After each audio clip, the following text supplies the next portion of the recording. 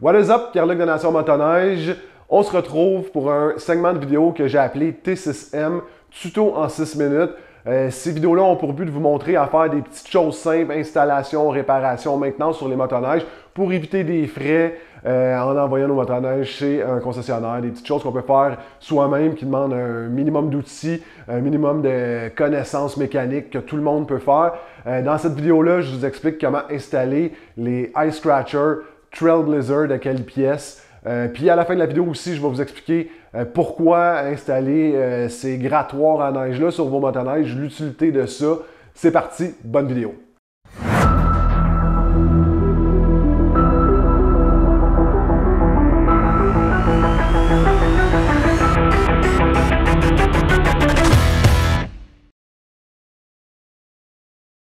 Je vous montre ce qu'il y avait dans l'emballage, j'ai déjà déballé, mais grosso modo, on a ici la petite braquette qui va venir se fixer sur la rail de la motoneige. On a deux trous, un trou ici pour une des vis qui est là, l'autre trou pour la plus grosse vis. Ce trou-là, il y a deux encoches comme ça. C'est pour venir fixer aussi avec la même chose. On a les deux encoches ici, donc on va pouvoir rentrer ça comme ça. On vient fixer ça ici et là sur la rail de la motoneige. Ensuite de ça, on a le crochet qu'on va pouvoir venir fixer à l'autre extrémité ici. C'est le crochet, c'est vraiment ça qui va venir gratter la neige. On a cette petite rondelle-là, c'est une petite rondelle au carbure pour empêcher l'usure prématurée du rancloir en question. Puis, une autre chose que je vous suggère d'acheter qui se vend à part, c'est le petit crochet comme ça pour venir ranger, si on veut, le scratcher quand on ne l'utilise pas. Je vais vous montrer aussi comment installer ça. La première étape, on va soulever l'arrière de la motoneige. C'est beaucoup plus facile à installer comme ça. Donc, pour l'installation, avant même de commencer, on va figurer où on va mettre le scratcher. Moi, j'aime ça le mettre assez à l'avant, le plus à l'avant possible. Peut-être, je dirais, dans le premier tiers de la rail. Dans ce cas-ci, on a les roues ici. Donc, mettons, j'irais peut-être à l'arrière des roues. J'aime mieux les installer dans la section du haut ici de la rail que dans la section du bas. Pour la raison que je me suis rendu compte que quand je les mettais dans le bas, puis que je l'accrochais, souvent, le scratcher avait tendance à accrocher puis sortir du crochet sans que je le veuille. Donc, c'est pour ça que maintenant que je l'installe dans le haut. Puis, on a déjà un trou ici. Fait qu'on va s'enligner pour l'installer en plein là. La première chose à faire, ça va être de venir installer temporairement la petite braquette comme ça avec le petit trou. Donc, on va prendre la plus petite vis avec l'écrou. Je ne vois pas vraiment de différence entre soit l'installer de ce côté-là ou de ce côté-là. C'est vraiment selon ce qui va le mieux pour votre motoneige. Là, je suis chanceux, le trou il est déjà assez gros pour ma vis. Si ce n'est pas le cas, que vous avez choisi un trou mais qui n'est pas assez gros, vous pouvez comme le percer plus grand avec une mèche d'un quart. Donc, on va venir installer la petite braquette. On met l'écrou. Dans le fond, c'est juste pour qu'on puisse venir faire notre marque pour percer notre trou ici, notre gros trou. Donc, avec un marqueur, je viens juste faire la marque. Et voilà. Après ça, on peut retirer la petite braquette. On va venir percer notre trou ici pour pouvoir continuer l'installation. Donc, on a notre marque ici. On peut utiliser un punch pour venir se faire une marque pour être sûr que quand on va venir faire le trou, on va être vraiment bien enligné. Et voilà. Maintenant que notre marque est faite, on va venir percer un premier trou. On peut utiliser une mèche d'environ 1/8 de pouce. Maintenant que notre premier trou est fait, notre trou d'1/8 de pouce, on peut tout de suite passer comme à la plus grosse mèche. Les rails de motoneige sont en aluminium, c'est pas un métal qui est pas un alliage qui est vraiment dur, difficile à percer. Donc moi je vais tout de suite avec la mèche de 3/8 de pouce.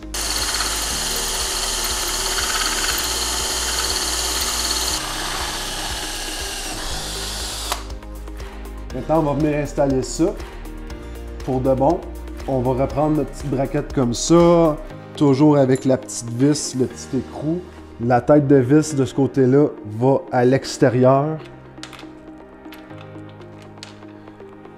On vient mettre l'écrou à l'arrière, juste serré à main ici. Ensuite de ça, on va pouvoir venir installer notre petite section gros V ici, comme ça. C'est d'ailleurs pour ça que je dis que ça va mieux de surélever la motoneige parce que c'est quand même assez raide. Donc, pour venir l'installer, là, ça nous donne quand même de la place.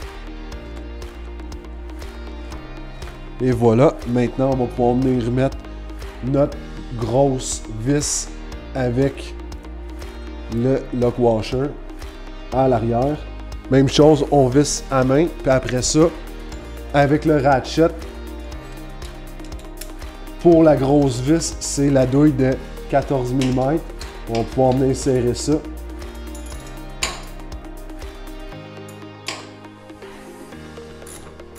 On s'assure que c'est assez serré.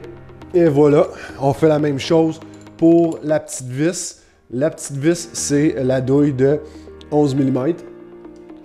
Même chose, on vient serrer. Le plus serré qu'on peut, sans casser la vis, évidemment. Et voilà. On est maintenant prêt à installer le grattoir. Donc, on va venir visser ici, dans l'extrémité. J'essaie de le visser le plus possible, le rentrer le plus possible. Puis maintenant, avec le contre-écrou, on va venir serrer ici le montage. Il faut vraiment s'assurer que c'est extrêmement serré. On ne veut pas que ça se dévisse, surtout que ça va gratter dans la neige, ça va avoir tendance à vibrer. Donc, s'assurer que ça, c'est vraiment, vraiment serré. Puis aussi, avant de serrer, on veut s'assurer que le grattoir a le bon angle. Ça a bien du sens. Avec deux clés 14 mm, on va venir là ici sur la section, il y a des encoches, je ne sais pas si on va bien voir, il y a des encoches pour pouvoir glisser une clé. Puis aussi, ben, on va venir prendre l'écrou puis serrer le plus qu'on peut.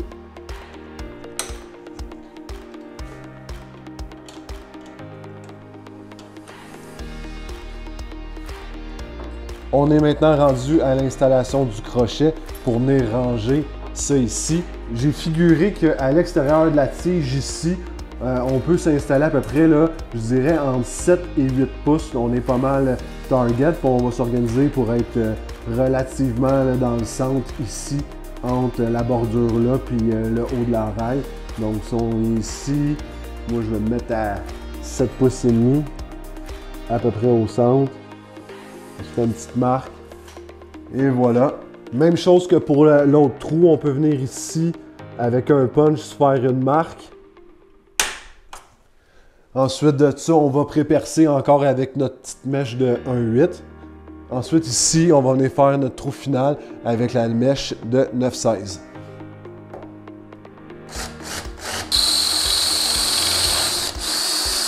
On va maintenant pouvoir venir installer notre crochet. Sur l'écrou extérieur, on a du nylon pour empêcher que ça se dévisse.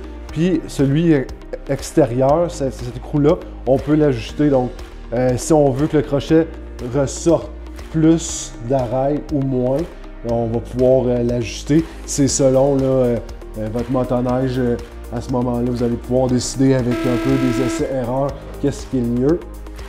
Donc, on va pouvoir venir insérer notre crochet ici dans le trou. Avec le ratchet et la douille de 13 mm, on va pouvoir venir serrer l'écrou ici derrière pour s'assurer qu'on ne perde pas notre position qu'on avait préalablement déterminée comme verticale ici.